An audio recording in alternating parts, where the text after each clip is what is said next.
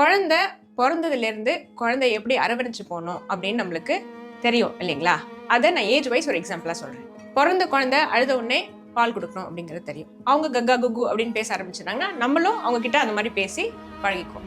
அடுத்து 1 to 3 years குழந்தை வெளியில போய் யார் கூடயா விளையாடணும்னா பயப்படும். It is call separation anxiety.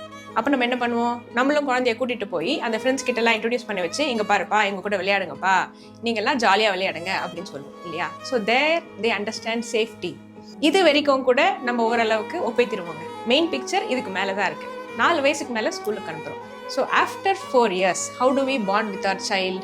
அதை நம்ம மறந்துட்டோம். ஸ்கூலுங்கிறது ஜாலி நம்ம பசங்களுக்கு அப்படின்னு நம்ம பேரண்ட்ஸ் நினைச்சுக்கோம் இல்லைங்களா? அது that is not true.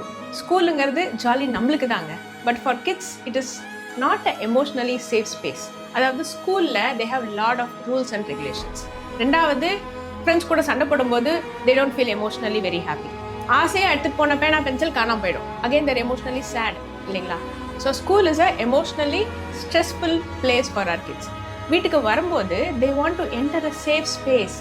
So ஒரு சேஃப் ஸ்பேஸ்க்கு நீங்கள் என்டர் ஆகணும் அப்படின்னா வெல்கம் மேடம், வெல்கம் சார் அப்படின்னு கூப்பிட்டு தானே நல்லாயிருக்கும்.